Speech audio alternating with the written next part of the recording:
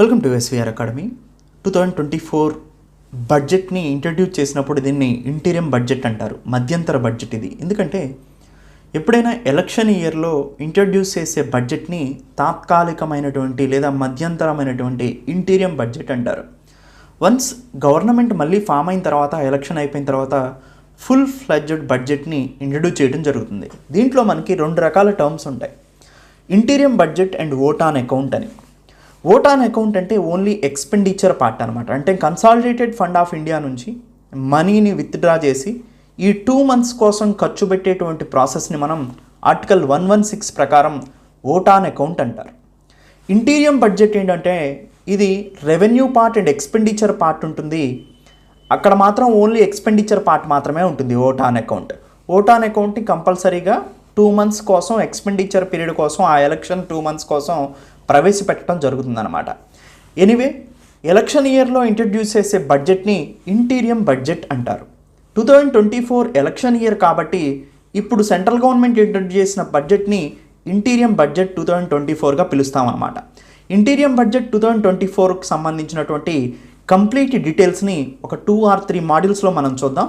దానికి సంబంధించినటువంటి ఫస్ట్ మాడ్యూల్లో అసలు 2047 విజన్గా ఇండియా వెళ్తూ ఉంది. అంటే 2047కి ఇండియా డెవలప్డ్ కంట్రీగా ఎదగాలంటే ప్రస్తుతం ఏం చేయబోతున్నాము, ఏం చేశాము అనే దాని గురించి కంప్లీట్ డీటెయిల్స్ ఈ ఇంటీరియం బడ్జెట్లో మాట్లాడటం జరిగింది. దానివల్ల మనకి ప్రతి ఒక్కటి కూడా క్లియర్ కట్గా కొన్ని ఇంపార్టెంట్ పాయింట్స్ అర్థమవుతాయి, కొన్ని ఇంపార్టెంట్ స్కీమ్స్ని అర్థమవుతాయి. సో 2047 వరకు విజన్ ప్లాన్ ఏంటి అనేది మనకు కంప్లీట్గా అర్థమవుతుంది ఈ బడ్జెట్లో. అయితే ఇంటీరియం బడ్జెట్ 2024కి సంబంధించి ఫస్ట్ మాడ్యూల్ని మనం ఇప్పుడు డిస్కస్ చేద్దాం. సో అసలు కాన్స్టిట్యూషనల్ ప్రొవిజన్స్ ఏమున్నాయి అంటే ఆర్టికల్ 112 ప్రకారం బడ్జెట్ అనే టెర్మినాలజీ అనేది ఎక్కడా లేదండి. యాన్యువల్ ఫినాన్షియల్ స్టేట్మెంట్ అని ఉంటుంది. అయితే ఎలక్షన్ ఇయర్లో వచ్చింది కాబట్టి దీన్ని ఇంటీరియం బడ్జెట్ అన్నారు. సో ఈ ఇంటీరియం బడ్జెట్ అనేది పర్పస్ ఏంటి అని అంటే, ఇంటీరియం బడ్జెట్ పర్పస్ ఎప్పుడైనా ఎలక్షన్స్ ఉంటే ఆ ఎలక్షన్ ఇయర్ కన్నా ముందు జరిగేటువంటి జనరల్ ఎలక్షన్స్ జరిగేటప్పుడు ఈ ఇంటీరియం బడ్జెట్ని ప్రవేశపెడతారు కొంతకాలం కోసం. అయితే ఓట్ ఆన్ అకౌంట్ అనేది కూడా ఒక important statement.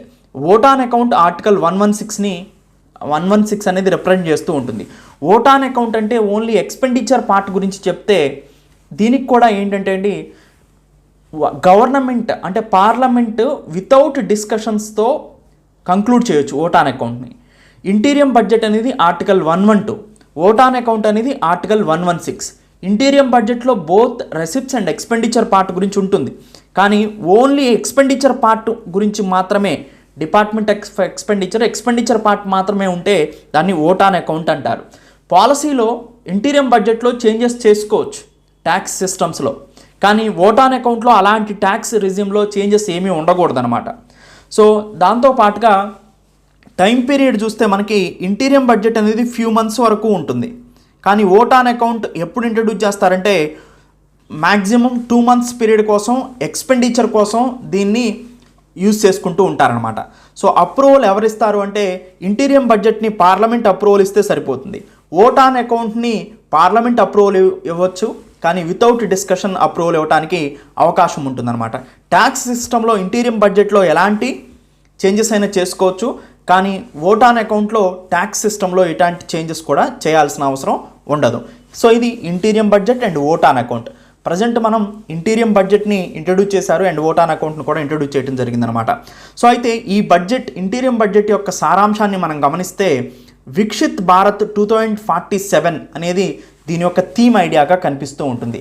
Viksit Bharat are Viksit Bharat 2047 అంటే ఏంటంటే, ఇండియా ప్రజెంట్ డెవలపింగ్ కంట్రీగా ఉంది, అభివృద్ధి చెందుతున్న దేశంగా ఉంది. దీన్ని మనం ఎలా ఇండికేట్ చేస్తామంటే, హ్యూమన్ డెవలప్మెంట్ ఇండెక్స్ని బేస్ చేసుకుంటే మన కంట్రీ అనేది డెవలపింగ్ కంట్రీ రేంజ్లో ఉంది.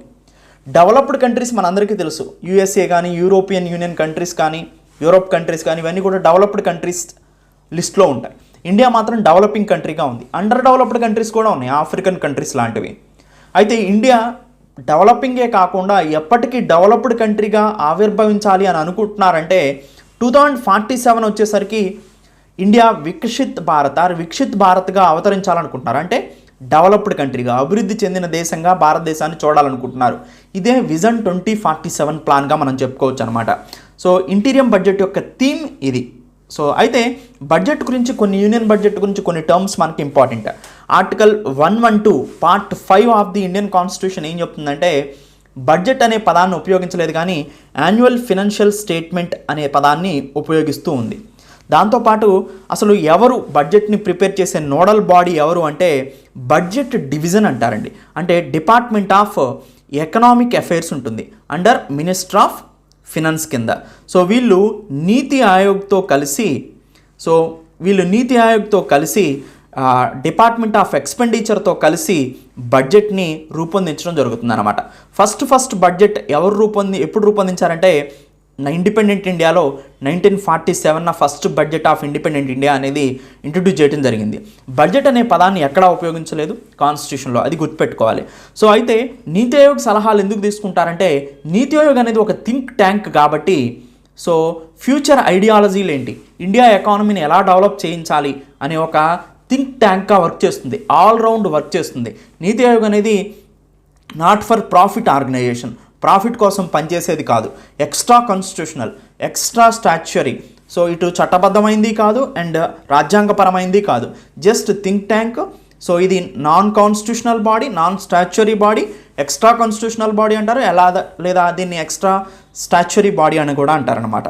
సో నీతి ఆయోగ్ థింక్ ట్యాంక్గా పనిచేస్తుంది కాబట్టి దాని ఐడియాలజీని, ఇది డెవలప్మెంటల్ కోసం పనిచేస్తుంది కాబట్టి, సో ఇంతకుముందు ప్లానింగ్ కమిషన్ ప్లేస్లో ఈ నీతి ఆయోగ్ వచ్చింది కాబట్టి దీని ఐడియాలజీలు కూడా బడ్జెట్లో తీసుకోవడం జరుగుతుందన్నమాట. అయితే బడ్జెట్లో యొక్క మేజర్ కాంపోనెంట్స్ ఏంటంటే రెవెన్యూ, క్యాపిటల్ రిసిప్ట్స్ ఉంటాయి, మనందరికీ తెలుసు. తర్వాత ఎక్స్పెండిచర్ పార్ట్ ఉంటుంది, estimation of expenditure, ways and means part కూడా ఉంటుంది. వీటన్నిటిని కూడా పార్లమెంట్లో ఇంట్రడ్యూస్ చేస్తారు బిల్స్ ఫామ్లో. సో తర్వాత 2017 వరకు కూడా మనకి 2 టైప్స్ ఆఫ్ బడ్జెట్ ఉండేవి, normal budget and railway budget. ఈ రెండింటిని 2007 నుంచి మెర్జ్ చేయడం జరిగిందనమాట. సో ఇది యూనియన్ బడ్జెట్కి సంబంధించినటువంటి కొంత ఇన్ఫర్మేషన్. మనకి expenditure part and revenue part వచ్చినప్పుడు అప్పుడు కంప్లీట్గా డిస్కస్ చేద్దాం, జస్ట్ ఇది ఒక అవగాహన. సో అయితే ఇంటీరియం బడ్జెట్ చెప్పేటప్పుడు నిర్మలా సీతారామన్ ఏం మాట్లాడారు అంటే, సో ప్రీవియస్ డికేడ్ 2014 నుంచి ప్రజెంట్ ఇప్పటి వరకు కూడా 2024 వరకు కూడా ఈ 10 years పీరియడ్లో గవర్నమెంట్ ఎలాంటి స్ట్రక్చరల్ రీఫార్మ్స్ తీసుకొచ్చింది, ఎలాంటి డెవలప్మెంట్లో ఇండియా ఉంది అనేది కొన్ని పాయింట్స్లో చెప్పుకుంటూ వచ్చారు. ఆ పాయింట్స్ చూడటం వల్ల మనకి అసలు ఈ 2014 నుంచి 2024 వరకు ఈ డికేడ్ టైంలో, ఈ 10 years టైంలో ఎలాంటి డెవలప్మెంట్స్ జరిగినాయి అనే దాని గురించి మనకు పూర్తిగా ఒక అవగాహన వస్తుందన్నమాట. దాని తర్వాత బడ్జెట్ యొక్క ఎస్టిమేషన్స్ కానీ అండ్ రెవెన్యూస్ కానీ మిగతా పార్ట్ని పూర్తి టెర్మినాలజీని మనం చూద్దాం. అయితే 2014 నుంచి సబ్కా సాత్ సబ్కా వికాస్తో పనిచేశారు. సో సబ్కా సాత్ అందరితో సమానంగా పనిచేయటం, అంటే సబ్కా వికాస్ ప్రజలందరికీ యొక్క వికాసం కోసం పరితపించడం. దాంతోపాటు ఇప్పుడు సబ్కా విశ్వాస్ అందరి యొక్క ఆమోదయోగ్యం పొందిందిగా చెప్తున్నారనమాట. అయితే ఈ డెవలప్మెంట్ ఎలా ఉంది అని చెప్తున్నారంటే గత 10 సంవత్సరాల డెవలప్మెంట్ సోషల్గా ఇంక్లూజివిటీ ఉందంటున్నారు. సో ఇంక్లూజివిటీ అంటే అందరినీ కలుపుకొని వెళ్ళింది, irrespective of cost, religion, so sex, gender ఇలాంటివన్నీ కూడా. సో అంటే సోషల్గా సో ఇంక్లూజివిటీ ఉంటుంది. దాంతోపాటు జియోగ్రఫికల్ ఇంక్లూజివిటీ కూడా ఉందని చెప్తుంది. అంటే సౌత్ ఇండియా బాగా డెవలప్ అయింది అండ్ నార్త్ ఇండియా డెవలప్ అవ్వలేదు, అలా కాకోకుండా ఇంట్రడ్యూస్ చేసే ఫండ్స్ అనేవి సో వాళ్ళ యొక్క జియోగ్రఫికల్ ఫ్యాక్టర్స్ని బేస్ చేసుకొని జియోగ్రఫికల్గా inclusive. North east underdeveloped, north ఈస్ట్ని డెవలప్ చేస్తున్నాం, north India underdeveloped, north ఇండియాని డెవలప్ చేస్తున్నాం. బీమారు స్టేట్స్, ఉత్తరప్రదేశ్ కానీ, రాజస్థాన్ కానీ, మధ్యప్రదేశ్ కానీ, ఛత్తీస్గఢ్ కానీ, జార్ఖండ్ కానీ ఇలాంటి స్టేట్స్ని డెవలప్ చేయడానికి ముందుంటున్నాము అని చెప్తున్నారు. సో అది చెప్పాలనుకున్నారు జాగ్రఫికల్లీ ఇంక్లూజివిటీ అంటే. సో ప్రతి దేశంలో ఉన్నటువంటి ప్రతి ప్రాంతాలని కూడా సమానంగా అభివృద్ధి చెందించడానికి మేము ప్రయత్నం చేస్తున్నామని చెప్తుంది ఈ గవర్నమెంట్. సో ఆత్మనిర్భర్ భారత్ గురించి కూడా చెప్పారు. సో అది మనందరికీ తెలిసిన విషయమే. అయితే 4 pillars గురించి మాట్లాడారండి. 2047 వరకు వికసిత్ భారత్లో 2047 వరకు డెవలప్డ్ కంట్రీగా మారాలంటే 4 pillars వీళ్ళు డిఫెండ్ చేస్తున్నారు. ఒకటి, పూర్ పీపుల్ని అప్లిఫ్ట్ చేయాలి, అప్పుడు ఆటోమేటిక్గా ఎంప్లాయ్మెంట్ జనరేషన్ అవుతుంది, పోవర్టీ ఎలివేషన్ జరుగుతుంది, పేదరికం తగ్గింది అంటే ఆటోమేటిక్గా సో డెవలప్డ్ కంట్రీగా మారుతున్నట్టే. గ్రోత్కి డెవలప్మెంట్కి 2 రకాల డిఫరెన్సెస్ ఉంటాయండి. ఈ రెండింటి డిఫరెన్సెస్ ఉంటాయి. గ్రోత్ అంటే only in terms of economics చూస్తాం. డెవలప్మెంట్ అంటే ఇన్ టర్మ్స్ ఆఫ్ ఎకనామిక్సే కాకోకుండా సోషల్ డెవలప్మెంట్ కూడా చూస్తాం అనమాట. సోషల్ ఇండికేటర్స్ కూడా చూస్తాం. మనం ఇది హ్యూమన్ డెవలప్మెంట్ ఇండెక్స్లో అండ్ మల్టీ డైమెన్షనల్ పావర్టీ ఇండెక్స్లో చూసాం. Even multidimensional poverty index ఈ స్లైడ్స్లో కూడా చూస్తాం. ఒకసారి మాట్లాడదాం దాని గురించి కూడా. అంటే పూర్ పీపుల్ని కాన్సన్ట్రేషన్ చేసింది. పోవర్టీని తగ్గిస్తే ఆటోమేటిక్గా ఎంప్లాయ్మెంట్ ఆపర్చునిటీస్ని ఇంక్రీజ్ చేసినట్టు అనమాట. తర్వాత ఉమెన్ ఎంపవర్మెంట్ అనేది most important.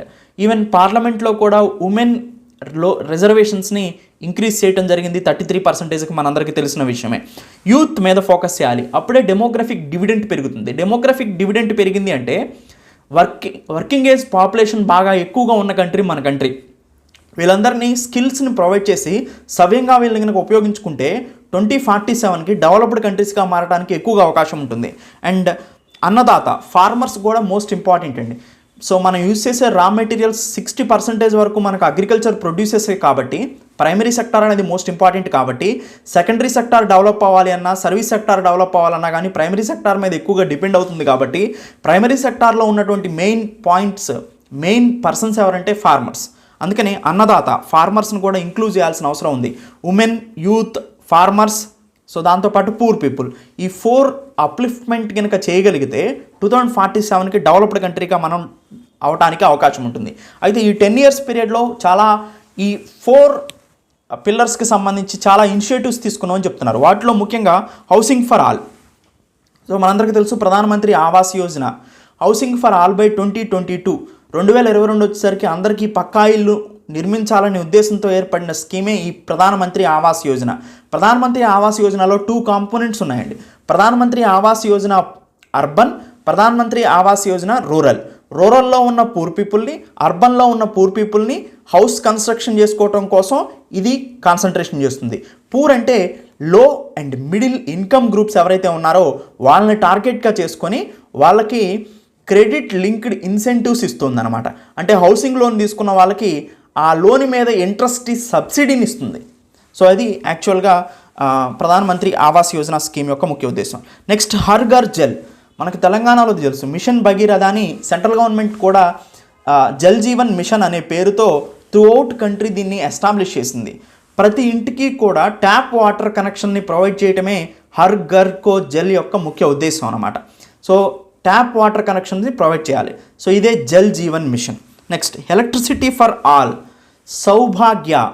So Saubhagya scheme అండి, ప్రధానమంత్రి సౌభాగ్య యోజన అంటారు. ఇది ఎలక్ట్రిసిటీ ఫర్ ఆల్, అందరికీ విద్యుత్ని కనెక్టివిటీని ప్రొవైడ్ చేయడమే దీని యొక్క ముఖ్య ఉద్దేశం. కుకింగ్ గ్యాస్ ఫర్ ఆల్ మనందరికీ తెలుసు. సో ప్రధానమంత్రి ఉజ్వల యోజన, ఇది అందరికీ కూడా గ్యాస్ కనెక్షన్స్ని ప్రొవైడ్ చేసింది సబ్సిడీస్కి. Next bank accounts for all and financial inclusion to all. అంటే దాని అర్థం ఏంటంటే ప్రధానమంత్రి జన్ధన్ యోజన కింద basic saving bank deposit account BSBDA అకౌంట్ని ఓపెన్ చేయడం జరిగింది. బేసిక్ సేవింగ్ బ్యాంక్ డిపాజిట్ అకౌంట్ని. సో ఇది ఫినాన్షియల్ ఇంక్లూజన్ ఇచ్చింది. 0 బ్యాలెన్స్తో అకౌంట్స్ని ఓపెన్ చేయడం జరిగింది ప్రధానమంత్రి జన్ధన్ యోజనలో భాగంగా. ఎందుకంటే ప్రజలందరికీ కూడా బ్యాంక్ అకౌంట్ అనేది కంపల్సరీ అండి. సో మనకి మోస్ట్ ఇంపార్టెంట్ ఏంటంటే మొబైల్ ఉండాలి, బ్యాంక్ అకౌంట్ ఉండాలి, దాంతోపాటు ఆధార్ కనెక్షన్ ఉండాలి. సో ఇవన్నీ కూడా జామ్ మోస్ట్ ఇంపార్టెంట్ అండి. అంటే Jan Dhan account, so Jan Dhan account ఉండాలి, ఆధార్ ఉండాలి, మొబైల్ కనెక్షన్ ఉండాలి. ఇది జామ్ అంటారు. సో ఈ జామ్ ఉంటే ఆటోమేటిక్గా గవర్నమెంట్ ఇచ్చేటువంటి సబ్సిడీస్ కానీ గవర్నమెంట్ స్కీమ్స్ కానీ డైరెక్ట్గా నేరుగా లబ్ధిదారుడికి డైరెక్ట్ బెనిఫిట్ ట్రాన్స్ఫర్ స్కీమ్కి ఈ జామ్ అనేది ఉపయోగపడుతుంది. డైరెక్ట్గా బెనిఫిషరీ లబ్ధిదారులు ఎవరైతే ఉన్నారో వాళ్ళ అకౌంట్లోకే మనీని ట్రాన్స్ఫర్ చేయటం. అది సబ్సిడీ అమౌంట్ అవ్వచ్చు, స్కీమ్కి సంబంధించిన అమౌంట్ అవ్వచ్చు, ఇలాంటివి ఏవైనా కానీ అవ్వచ్చు అనమాట. సో అది రికార్డ్ టైంలో వీటన్నిటినీ కూడా మేము ఎస్టాబ్లిష్ చేశామని చెప్తున్నారు.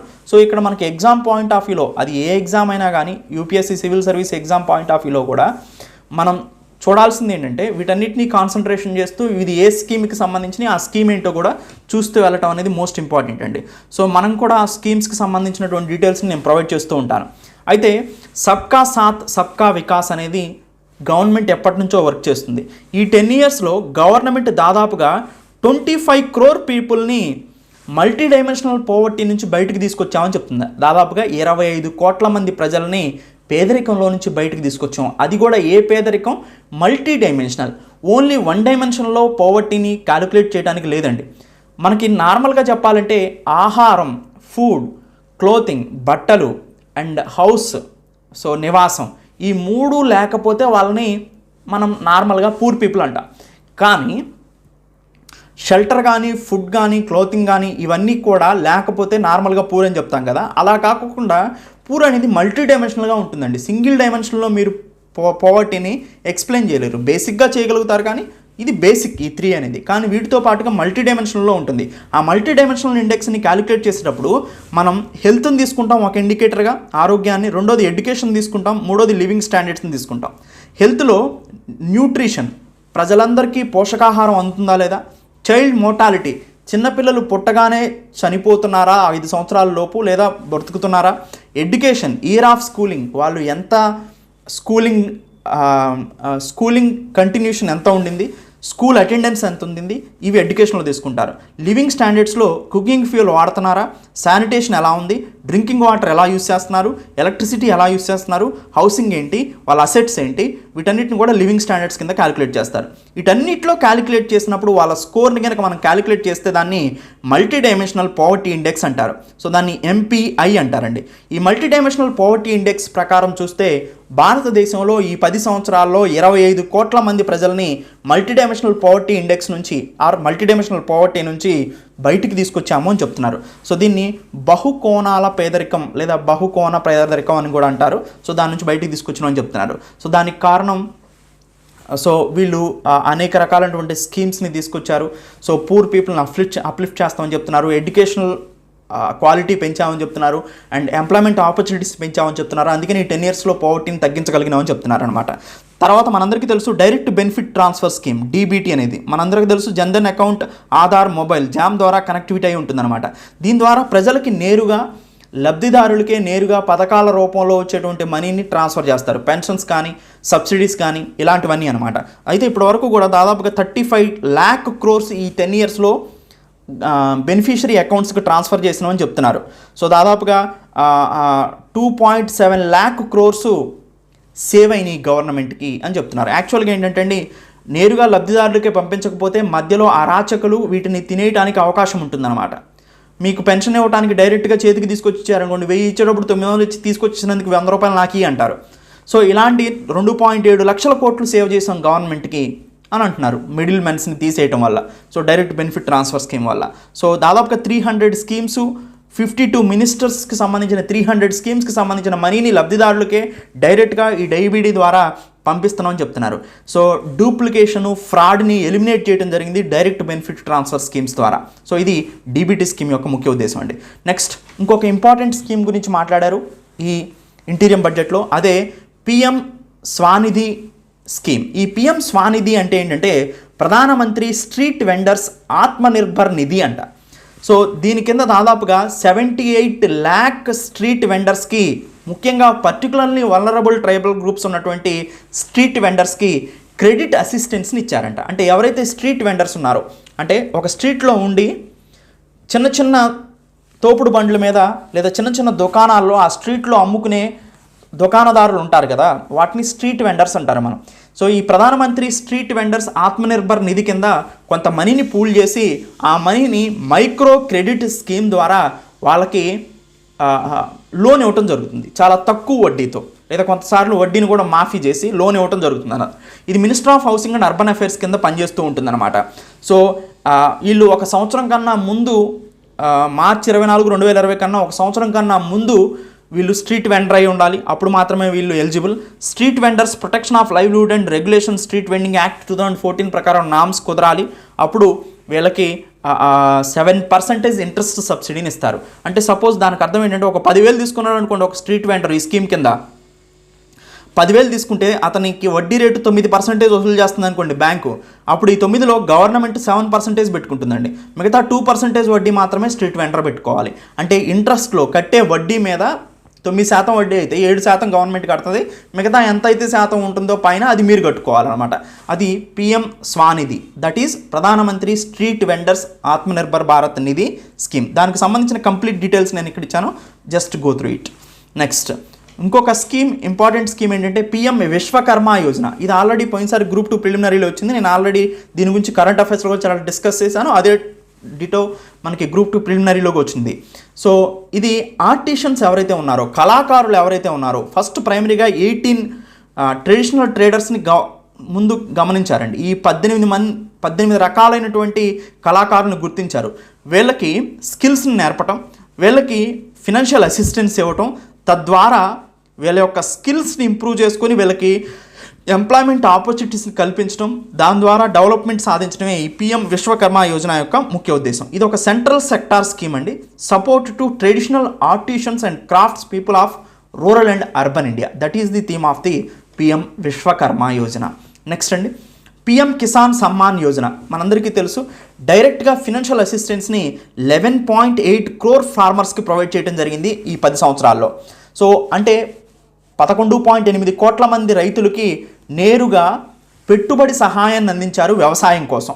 మనందరికీ తెలుసు రైతు భరోసా అండ్ రైతు భరోసా స్కీమ్ మన ఆంధ్రప్రదేశ్లో ఎలా అయితే 13,500 ప్రొవైడ్ చేస్తున్నారో, సెంట్రల్ గవర్నమెంట్ కూడా PM Kisan Samman Nidhi are PM Kisan Samman Yojana కింద ప్రతి సంవత్సరం 6,000 రూపాయలు ఒక రైతుకి ప్రొవైడ్ చేస్తుందండి. 5 ఎకరాల కన్నా లోపు ఉన్నటువంటి ఒక రైతుని సెలెక్ట్ చేసి ఆ రైతుకి 6,000 రూపాయలు 3 విడతలుగా 3 రౌండ్లు ప్రొవైడ్ చేస్తుంది. 6,000 రూపాయలు 3 విడతలు ఒక సంవత్సరానికి. సో అలా పిఎం కిసాన్ సమ్మాన్ యోజన కింద ఇప్పటి వరకు 11.8 కోట్ల మంది ప్రజలకి భారతదేశంలో సెంట్రల్ గవర్నమెంట్ ప్రొవైడ్ చేసిందని చెప్తుంది. ఇది ఒక financial support scheme to farmers for agriculture purpose అనమాట. నెక్స్ట్, ప్రధానమంత్రి ఫసల్ బీమా యోజన. దీని కింద 4 కోట్ల మంది రైతులు లబ్ధి పొందారని చెప్తున్నారు. ప్రధానమంత్రి ఫసల్ బీమా యోజన మనందరికీ తెలుసండి.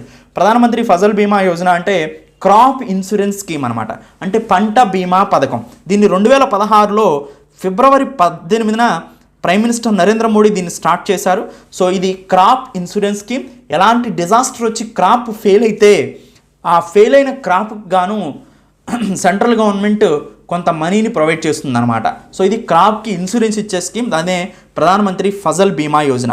సో ఇది minister of agriculture and farmer welfare కింద పనిచేస్తుంది. పిఎం కిసాన్ సమ్మాన్ యోజన కూడా most important, minister of agriculture and farmer welfare కిందే పనిచేస్తూ ఉంటుందండి. సో ఇది పిఎం కిసాన్ సమ్మాన్ యోజన అండ్ ప్రధానమంత్రి ఫసల్ బీమా యోజన. మనకి ఇంకొక మోస్ట్ ఇంపార్టెంట్ ఏంటంటే eNAM, electronic national agriculture market, eNAM అంటారు. అంటే ఇది ఏం చేస్తుంది అంటే మీడియేటర్గా పనిచేస్తుందండి. ఇది ఒక పోర్టల్ అనమాట. సెల్లర్ ఎవరు? ఫార్మర్. బయ్యర్ ఎవరు? మర్చెంట్. వీళ్ళిద్దరి మధ్యలో ఏ రేటు ఫిక్స్ చేసుకొని, సపోజ్ ఆన్లైన్లో చూసుకొని ఒక రేటు ఫిక్స్ చేశాడు అనుకోండి, ఇతను కొన్నాడు అనుకోండి, ఆన్లైన్లోనే ఇతను అమౌంట్ పంపించేస్తాడు రైతుకి, ఇతను ట్రాన్స్పోర్ట్ చేస్తాడు.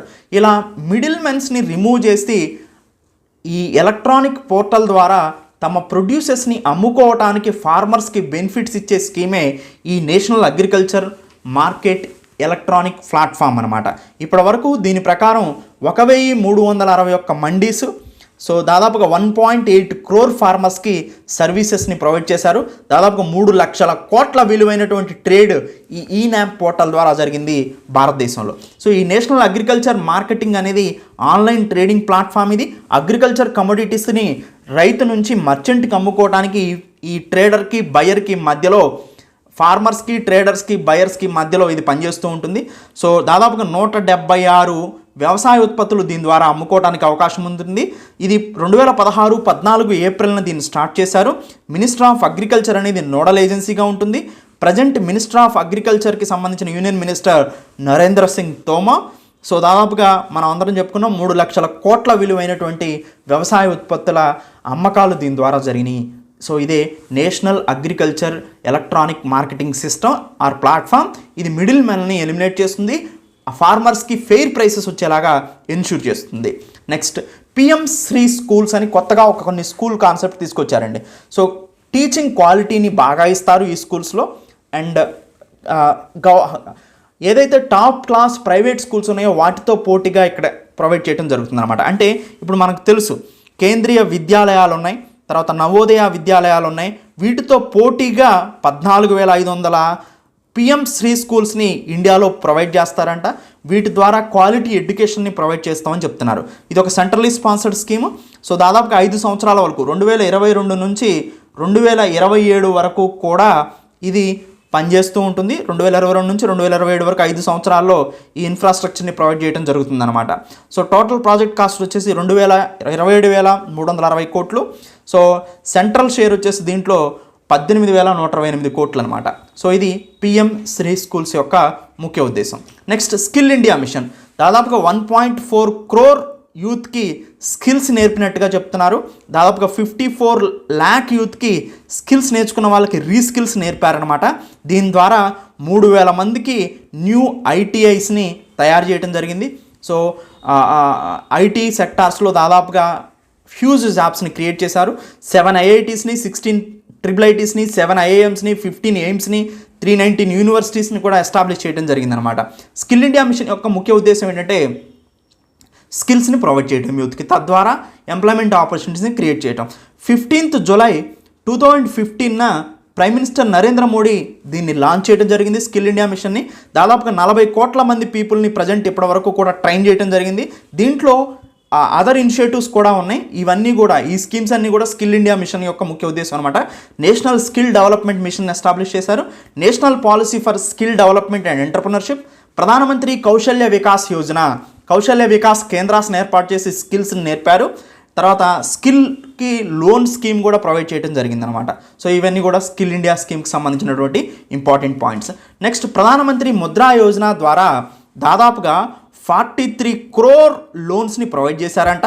దీని మొత్తం క్యాపిటల్ చూస్తే 22.5 లక్షల కోట్లు ప్రొవైడ్ చేశారు. అంటే ప్రధానమంత్రి ముద్రా యోజన అనేది మనందరికీ తెలుసు. ముద్రా యోజన అనేది మైక్రో, స్మాల్, మీడియం ఎంటర్ప్రైజెస్ ఏవైతే ఉన్నాయో వాటికి లోన్స్ని ప్రొవైడ్ చేస్తుందన్నమాట. లోన్స్ని ప్రొవైడ్ చేసి ఆ లోన్ ప్రొవైడ్ చేయటం వల్ల, తక్కువ వడ్డీ రేటుకి లోన్ ప్రొవైడ్ చేయటం వల్ల సో వాళ్ళు వ్యాపారాన్ని ముందుకు తీసుకెళ్ళడానికి అవకాశం ఉంటుంది. సో అది ప్రధానమంత్రి ముద్రా యోజన. దీని కింద 3 రకాల లోన్లు ఉంటాయండి. శిశు లోన్ అంటే దాదాపుగా 50,000 రూపాయల వరకు మీకు లోన్ ఇస్తారు. సో ఫస్ట్ టైం ఎంటర్ప్రినర్స్కి ఈ లోన్ ఇస్తారు. తర్వాత కిషోర్ లోన్, ఇది 50,000 నుంచి 5 లక్షల వరకు కూడా లోన్ ప్రొవైడ్ చేస్తారు. తరుణ్ లోన్ 5 లక్షల నుంచి 10 లక్షల వరకు లోన్ని ప్రొవైడ్ చేస్తారు. సో ఇలా శిశు, కిషోర్, తరుణ్ కింద ప్రధానమంత్రి ముద్రా యోజన కింద లోన్స్ని ప్రొవైడ్ చేస్తారన్నమాట మైక్రో, స్మాల్, మీడియం ఎంటర్ప్రైజెస్కి. సో అలా ముద్రా బ్యాంకును కూడా ఎస్టాబ్లిష్ చేయడం జరిగింది ఈ స్కీమ్ కింద. నెక్స్ట్ కొన్ని ఇంపార్టెంట్ పాయింట్స్ని చూద్దాం. ఫీమేల్ ఎన్రోల్మెంట్ రేషియో అనేది 28% ఇంక్రీజ్ అయిందండి లాస్ట్ 10 yearsలో. అంటే మహిళల యొక్క విద్య నేర్చుకోవడానికి మహిళల్ని స్కూల్లో జాయిన్ చేయటం అనేది 28% పెరిగింది ఇంతకు ముందుతో పోలిస్తే. దాంతోపాటు స్టెమ్ కోర్సెస్కి 43% ఎన్రోల్మెంట్ జరిగిందండి. స్టెమ్ కోర్సెస్ అంటే science courses, technology courses, engineering courses, mathematics courses. So ఇవి స్టెమ్ కోర్సెస్. వీటి వల్ల జాబ్ ఆపర్చునిటీస్ ఇంక్రీజ్ అవడానికి అవకాశం ఉంటుంది compared to BA courses. So STEM కోర్సెస్లో గర్ల్స్ ఎన్రోల్మెంట్ అనేది 43% ఇంక్రీజ్ అయింది. తర్వాత ట్రిపుల్ తలాక్ని ఇల్లీగల్గా మార్చారు. తలాక్ అని 3 సార్లు చెప్పే ఏదైతే లా ఉండిందో సో అది ఓన్ వాళ్ళ రిలీజియస్ లా ముస్లిమ్స్కి సంబంధించి దాన్ని ఇల్లీగల్గా మార్చారు. సో దానివల్ల ఉమెన్కి ఎంపవర్మెంట్ ఇంక్రీజ్ అయినట్టు అయిందనమాట. తర్వాత లోక్సభలో 1/3 సీట్స్ 33% లోక్సభలో సీట్ రిజర్వేషన్స్ని కల్పించడం జరిగింది కన్సర్న్డ్ అసెంబ్లీస్లో కూడా. తర్వాత ప్రధానమంత్రి ఆవాస్ యోజన కింద రూరల్ ఉమెన్కి 70% హౌసెస్ని ప్రొవైడ్ చేయడం జరిగిందనమాట. ప్రధానమంత్రి ఆవాస్ స్కీమ్ అనేది సో మనందరికీ తెలుసు 2015లో స్టార్ట్ చేశారు. దీన్ని 31 March 2022 వచ్చేసరికి 2 crore హౌసెస్ని ఇవ్వాలనుకున్నారు. ప్రజెంట్ మనం 2024లో ఉన్నాం. దీన్ని ఎక్స్టెండ్ చేయడం జరిగిందనమాట ఇక్కడికి. సో మోడరేట్ ఇన్కమ్ రెసిడెంట్స్ ఎవరైతే ఉన్నారో లో అండ్ మోడరేట్ ఇన్కమ్ ఉన్నటువంటి మిడిల్ క్లాస్ ఫ్యామిలీస్ వాళ్ళకి ప్రధానమంత్రి ఆవాస్ యోజన కింద సో క్రెడిట్ లింక్డ్ ఇన్సెంటివ్స్ని ప్రొవైడ్ చేస్తారనమాట. ప్రధానమంత్రి ఆవాస్ యోజన కింద లోన్ ఇస్తారు అండ్ కొంత ఇంట్రెస్ట్ని గవర్నమెంట్ బేర్ చేస్తూ ఉంటుంది. నెక్స్ట్ సో జీడిపి అనే పదం మనందరికీ తెలుసు, గ్రాస్ డొమెస్టిక్ ప్రోడక్ట్. అయితే వీళ్ళకు కొత్త నిర్వచనం చెప్పారు. G అంటే గవర్నెన్స్ అని, D అంటే డెవలప్మెంట్ అని, P అంటే పర్ఫార్మెన్స్ అని. So governance, development and performance ఆటోమేటిక్గా ఉంటే జీడిపి ఆటోమేటిక్గా ఇంక్రీజ్ అవుతుందని చెప్తున్నారు. నెక్స్ట్ యావరేజ్ రియల్ ఇన్కమ్ పీపుల్కి దాదాపుగా 50% ఇంక్రీజ్ అయింది లాస్ట్ 10 yearsలో అని చెప్తున్నారు. రియల్ ఇన్కమ్ అంటే ఏంటంటే అండి, సపోజ్ నేను సంపాదించేది 100 రూపాయలు అయితే దాంట్లో ఇన్ఫ్లేషన్ పెరిగినటువంటి ద్రవ్యోల్బణాన్ని కనుక తీసేయగలిగితే ఒక 5 రూపాయలు, అప్పుడు నా రియల్ ఇన్కమ్ వస్తుంది అనమాట. అంటే పెరిగిన ధరల్ని ఆధారంగా అడ్జస్ట్ చేస్తే అది రియల్ ఇన్కమ్ అవుతుంది. సపోజ్ ఇప్పుడు చూద్దాం, నాకు శాలరీ 100 రూపాయలు వస్తుంది పోయిన సంవత్సరం అనుకుందాం, పోయిన సంవత్సరం 2023లో నా శాలరీ 100 రూపాయలు వస్తుంది. కానీ నేను ఖర్చులు నాది 50 రూపాయలు పోయినాయి. ఈ ఖర్చుల్లో ఒక వస్తువు ధర, ఒక పెన్ ధర ఇంతకుముందు 10 రూపాయలు ఉంది, అదే పెన్ను, ఒక రెనాల్డ్స్ పెన్, అవునండి. తర్వాత 2024లో అదే 100 రూపాయలు నాకు శాలరీ వచ్చింది, శాలరీ పెరగలేదు అనుకోండి, సపోజ్, లేదా 102 రూపాయలు అయింది, పెరిగిన శాలరీ 2 రూపాయలు అయింది. నేను 50 రూపాయలు ఖర్చులు అవుతున్నాయి మళ్ళీ, అవునండి. సో 60 రూపాయలు ఖర్చులు అవుతున్నాయి ఈసారి. అయితే ఈ పెన్ ధర 20 రూపాయలు అయిందండి. సేమ్ రెనాల్డ్స్ పెన్ 20 రూపాయలు అయింది, ఇంతకుముందు సంవత్సరం 10 రూపాయలు అయింది. నా శాలరీ పెరిగింది తక్కువ, కానీ ఆ వస్తువు ధర పెరిగింది ఎక్కువ. అలా కాకుండా నాకు వచ్చే శాలరీలో నుంచి పోయిన సంవత్సరం పెన్ను ఖరీదేస్తే 20 రూపాయల పెన్ను కదా, పోయిన సంవత్సరం పెన్ను 10 రూపాయలు. 10 రూపాయలు అనేది యాక్చువల్గా రియల్గా పెరిగింది, ఇన్ఫ్లేషన్ పెరిగింది. అప్పుడు 102 రూపాయల నుంచి ఆ 10 రూపాయలను తీసేస్తే అప్పుడు నా యొక్క రియల్ ఇన్కమ్ వస్తుంది అనమాట. సో అంటే పెరిగిన ధరని ఇన్ఫ్లేషన్ కాకోకుండా, ఇన్ఫ్లేషన్ అడ్జస్ట్ చేసి పెరిగిన ధరలను కాకోకుండా రియల్గా కనుక నేను అడ్జస్ట్ చేయగలిగితే అది రియల్ ఇన్కమ్ అవుతుంది అనమాట. రియల్ ఇన్కమ్ పరంగా చూస్తే 50% రియల్ ఇన్కమ్ ఇంక్రీజ్ అయింది పీపుల్ది యాక్చువల్ ఇన్కమ్ అని చెప్తున్నారు. తర్వాత డిజిటల్ పబ్లిక్ ఇన్ఫ్రాస్ట్రక్చర్ అనేది 21st సెంచరీకి మోస్ట్ ఇంపార్టెంట్. అసలు డిజిటల్ పబ్లిక్ ఇన్ఫ్రాస్ట్రక్చర్ అంటే ఏంటంటే, మీరు ఫోన్పే యూజ్ చేస్తున్నారు, సో ఫినాన్షియల్ సర్వీసెస్ ఫ్లెక్సిబుల్ అయిపోయినాయి. తర్వాత eKYC, know your customers rules, బ్యాంక్కి వెళ్ళినప్పుడు ఇది మీరు ఉపయోగిస్తున్నారు. ఆధార్ ఉపయోగిస్తున్నారు, జన్ధన్ అకౌంట్స్ను ఉపయోగిస్తున్నారు, ఆధార్ ఎనేబుల్డ్ పేమెంట్ సిస్టమ్ ఉపయోగిస్తున్నారు, క్యూఆర్ కోడ్లు ఉపయోగిస్తున్నారు, యూనిఫైడ్ పేమెంట్ ఇంటర్ఫేస్ ఉపయోగిస్తున్నారు, ఆధార్ పే ఉపయోగిస్తున్నారు. ఇవన్నీ కూడా గవర్నెన్స్ని ఫ్లెక్సిబుల్ చేసినాయి, ఫినాన్షియల్ సర్వీసెస్ని ఫ్లెక్సిబుల్ చేసినాయి అన్ని ఆస్పెక్ట్స్లో కూడా. సో ఇది డిజిటల్ పబ్లిక్ ఇన్ఫ్రాస్ట్రక్చర్ అంటారు. ఈ డిజిటల్ పబ్లిక్ ఇన్ఫ్రాస్ట్రక్చర్ రాను ఇంకా ఇంక్రీజ్ అవుతూ ఉంటుంది, హజల్ ఫ్రీ అవుతుంది అనమాట సర్వీసెస్ని ప్రొవైడ్ చేయడానికి గవర్నమెంట్కి. సో అది డిజిటల్ పబ్లిక్ ఇన్ఫ్రాస్ట్రక్చర్. దాంతోపాటు మనందరికీ తెలుసు, గూడ్స్ అండ్ సర్వీసెస్ ట్యాక్స్ అనేది 1 నేషన్ 1 మార్కెట్ 1 ట్యాక్స్ అనమాట.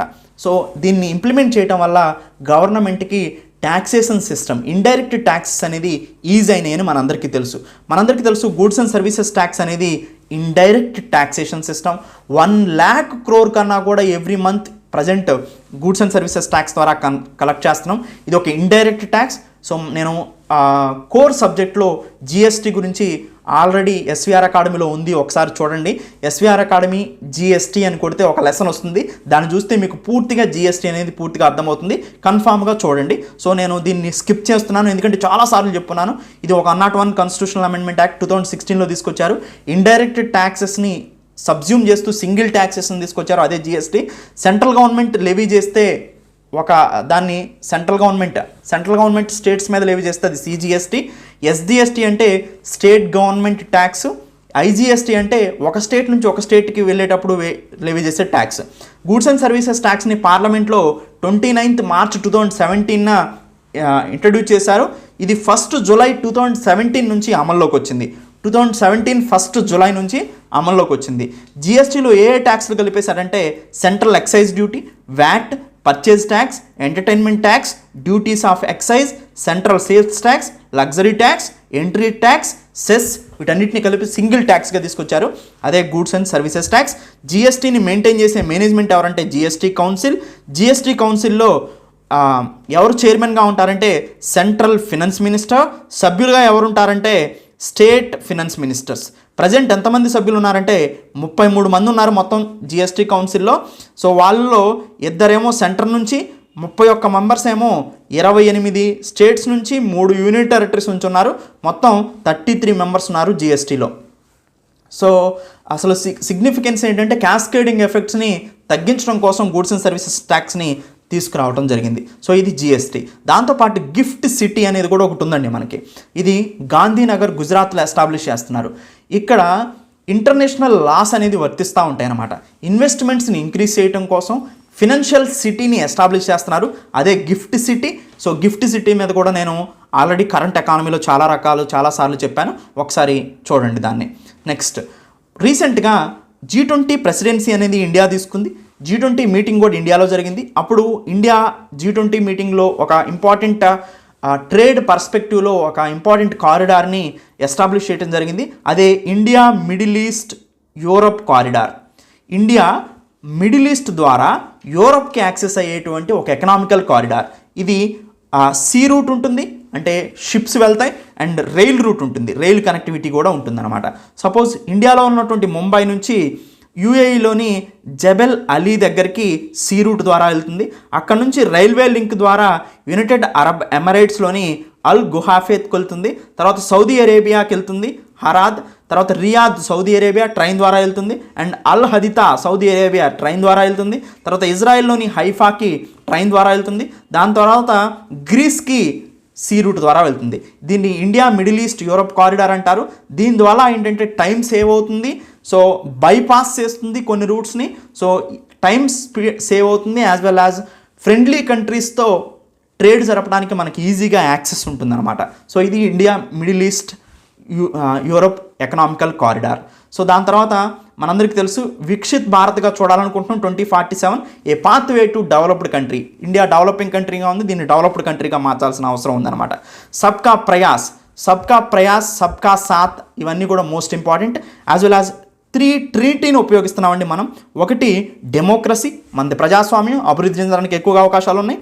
తర్వాత డెమోగ్రఫీ, అంటే demographic dividend, working age population ఎక్కువగా ఉన్నారు, ఇది డెవలపింగ్కి చెందడానికి అత్యంత అవసరమైంది.